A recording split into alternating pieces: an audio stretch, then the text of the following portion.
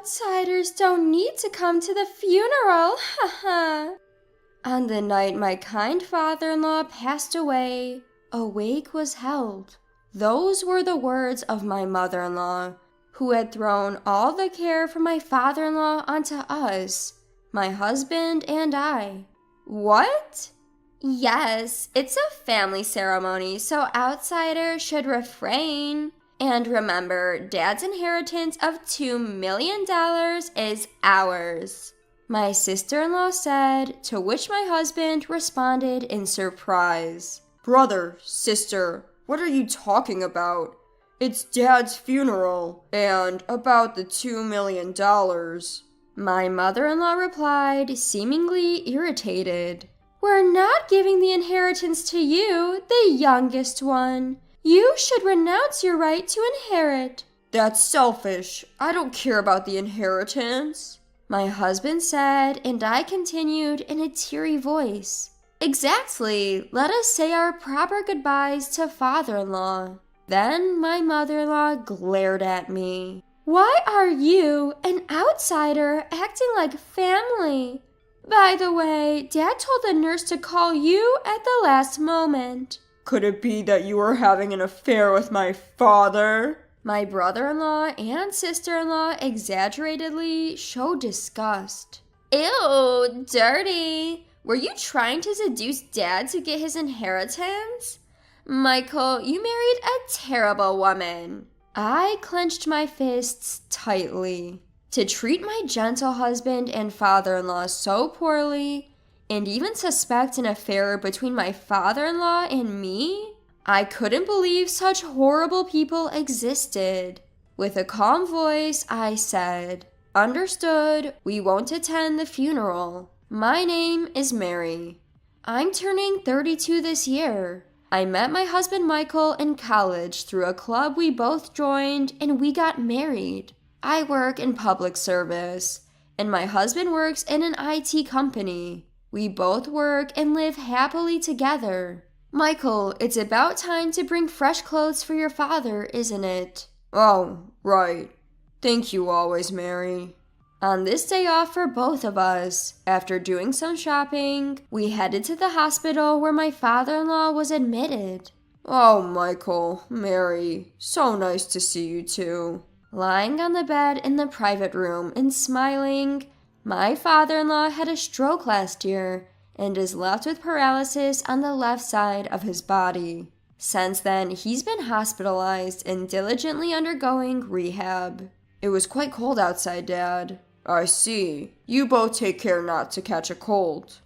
My husband spoke gently. I arranged his clothes and arranged the flowers we brought. Mary, Michael, thank you for always looking out for someone like me. What are you saying, Dad? Don't worry about it. Yes, please let us know if there's anything else we can do. As we were having our usual conversation, the door to the hospital room suddenly opened.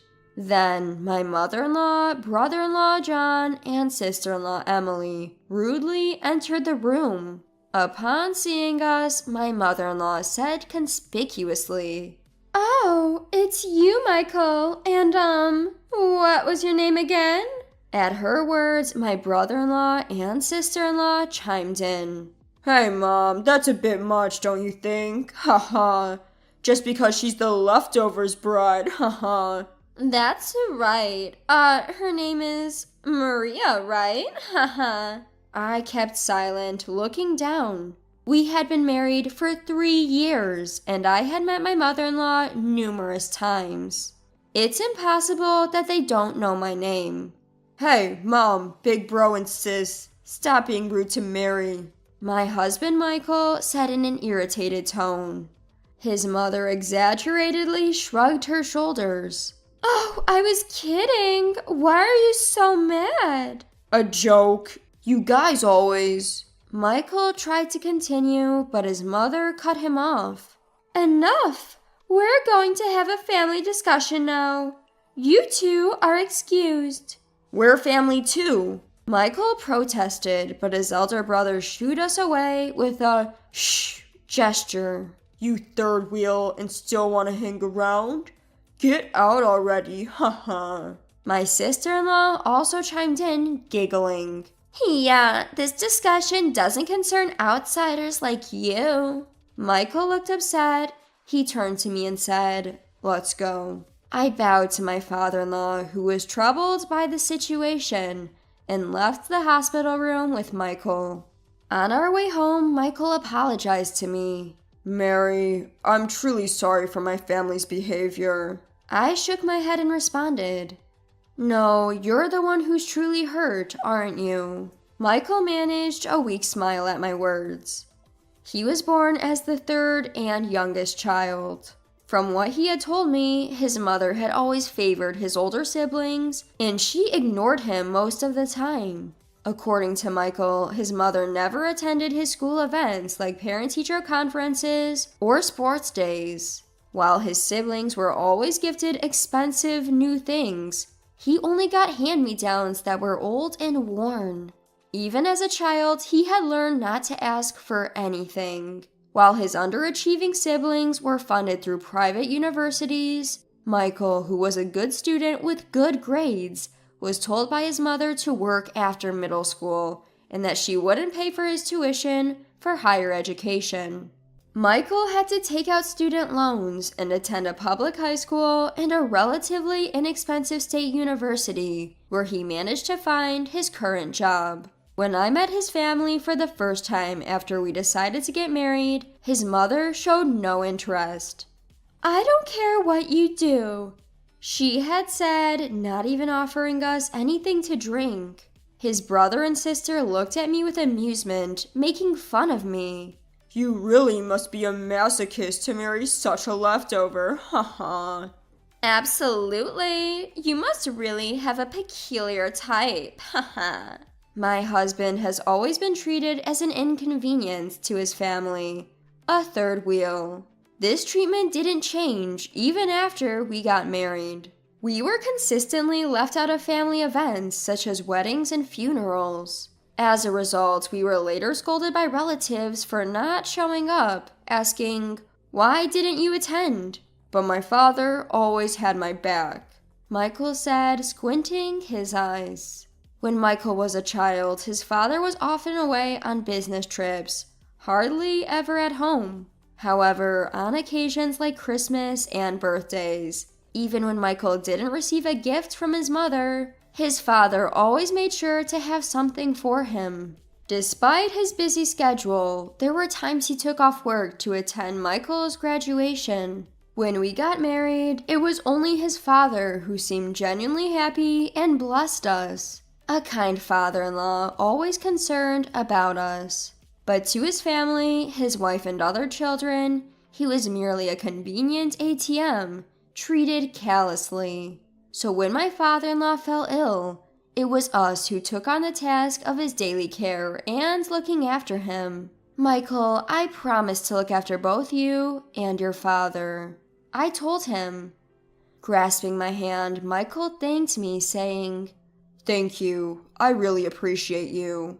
Months passed, and then we received a call from the hospital.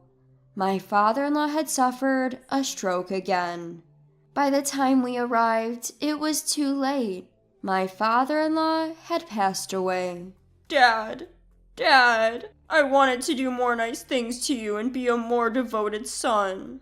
Overwhelmed by grief, Michael cried out, looking at his peacefully sleeping father. I, too, shed tears, remembering the kind words and smiles from my father-in-law. My mother-in-law, brother-in-law, and sister-in-law arrived, but they didn't shed a tear. In fact, they seemed in rather good spirits. "I can't be bothered, so you take care of the funeral arrangements," my mother-in-law said, pushing a funeral home brochure into my hands before swiftly returning home. Although we were stunned, we knew we had to send off my father-in-law properly. We immediately contacted the funeral home and arranged for the wake and funeral. Days passed. After the wake ended and the guests had left, I approached my mother-in-law, now in her mourning clothes. About the arrangements for tomorrow's funeral, I started. Oh, don't worry about that. The funeral director will take care of it, she interrupted. And then she said something shocking. You outsiders don't need to come to the funeral. What? Huh?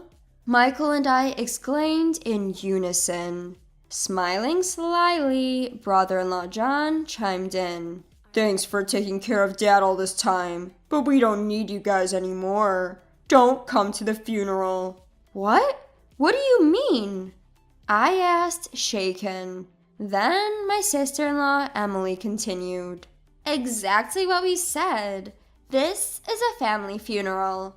We don't need outsiders. Besides, Dad's $2 million inheritance is ours now. In shock, Michael asked, Brother, sister, what are you talking about? It's Dad's funeral, and about the $2 million. My mother-in-law replied, seemingly irritated. We're not giving the inheritance to you, the youngest one. You should renounce your right to inherit. That's selfish. I don't care about the inheritance, my husband said, and I continued in a teary voice. Exactly. Let us say our proper goodbyes to father-in-law. Then my mother-in-law glared at me. Why are you, an outsider, acting like family? By the way, Dad told the nurse to call you at the last moment. That's because I was the one taking care of him. But my brother-in-law and sister-in-law snorted dramatically in disgust. Could it be you had a thing with our dad? Ew, dirty. Were you trying to seduce Dad to get his inheritance? Michael, you married a terrible woman. Shut up, Mary is. My husband started in a voice tinged with rage, but my mother-in-law quickly interrupted him. A woman who'd have an affair with her father-in-law and a low-life youngest son aren't family. Don't you dare come near us ever again. I clenched my fists tightly. To treat my gentle husband and father-in-law so poorly, and even suspect an affair between my father-in-law and me? I couldn't believe such horrible people existed. Just as I was about to burst out in anger, my husband raised his voice. Enough! How dare you insult Mary? She took such diligent care of him. It's okay, Michael. I calmed my husband and spoke in a composed voice. We understand your point. We won't attend the funeral. My husband followed suit, with his voice trembling. Yeah, we can no longer consider you family after being insulted like this. We'll pay our respects to Dad at his grave. My husband and I paid our last respects to my father-in-law and left the room. 2 days later, there were multiple missed calls from my mother-in-law on my cell phone. When I told my husband, he said he'd also received some. There's no need to answer those calls. Let's just ignore them. Agreeing with my husband, I didn't pick up any of the calls. However, the calls didn't stop. A week later, just as I was thinking of blocking their numbers, my mother-in-law, brother-in-law, and sister-in-law showed up at our apartment. What do you want now? My husband asked grumpily. My mother-in-law began ranting, looking as if she'd seen a ghost. We just found out that all of Dad's fortune is yours. How is that possible? At this, my husband calmly replied, Yeah, a lawyer came by and told us everything. In fact, the day after the funeral, a lawyer had visited us and informed us that my father-in-law had left a will leaving all his property to us. We had already started the process of claiming the inheritance. You must have thought that as family, you'd naturally get a share of the inheritance, right? Under normal circumstances, you'd indeed be entitled to a certain percentage, right? That's right. And yet the lawyer said that we have no right to the inheritance. That everything will go to Michael. To my mother-in-law's raging remarks, my husband and I calmly replied, Of course, my father-in-law had asked his lawyer to disinherit you all while he was alive. If inheritance gets abolished, you wouldn't even get the minimum statutory share. Then my brother-in-law, spitting with rage, lunges at my husband Michael. That's it. That's what I'm talking about. the abolishing of inheritance. It's not fair. Then my husband answers with a voice seeping with anger. Bro, weren't you constantly bad-mouthing our frail, elderly father, saying he's useless and should be gotten rid of soon? Our dad kept a record of everything while he was alive. That's... And you were secretly using his bank account while he couldn't move, weren't you? That's a fine reason for inheritance, disinheritance. How do you guys know all that? Our father-in-law collected evidence and arranged for it to reach us and the lawyer. Michael continues with a look of contempt for his mother. Did you know that a spouse who's been cheating for years can also be disinherited? Didn't you know that? Your suspicion about my father-in-law's affairs was because you were having one yourself. Hearing our words, my mother-in-law's face gradually lost its color, turning pale. It's all because of the terrible things you three did to Dad. It's too late to change anything now, Michael says grimly. Then my brother-in-law suddenly starts begging, even prostrating himself on the floor. Mike, please, split the inheritance with me.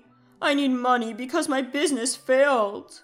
My sister-in-law also follows him, her face a mess of tears and snot, clinging to my husband's arm. I apologize for everything. If my husband finds out about my debts, I'll be divorced. Looking down at them, my husband coldly dismisses them. I won't forget what you guys did to us. I will never forgive you. Then my mother-in-law, stomping her foot in frustration, screams out, How am I supposed to live from now on? We're family, aren't we? Help me. Michael and I look at each other and say in unison, Family, you say? Who was it that said strangers shouldn't come to the funeral? There's no way we're helping you guys. Figure it out yourselves, Michael says and shuts out the three of them. But still, they continue to scream. But as soon as the property manager who heard the commotion came, those three shuffled away, tails between their legs. Shortly after, we, as a couple, received all of my father-in-law's estate and moved to a new place to prevent any further attacks, and we also locked our records securely. This is a story we heard from relatives, but afterward, my brother-in-law apparently begged relatives for a loan, only to be turned down and ended up borrowing money from moneylenders. Now he's being hounded by a group of tough-looking guys. My sister-in-law, her chronic debt finally discovered by her husband, was divorced and moved back home. Now she's reportedly working in a nightclub to pay off her debt. My mother-in-law, after being discarded by her gold-digging affair partner, has aged considerably. These three now live in a run-down, one-bedroom apartment, barely getting by with the bare necessities. But it's no longer any of our concern. On the other hand, a precious baby boy was born to us. With the kindness that my father-in-law showed us, we now want to shower our son with love and live happily ever after.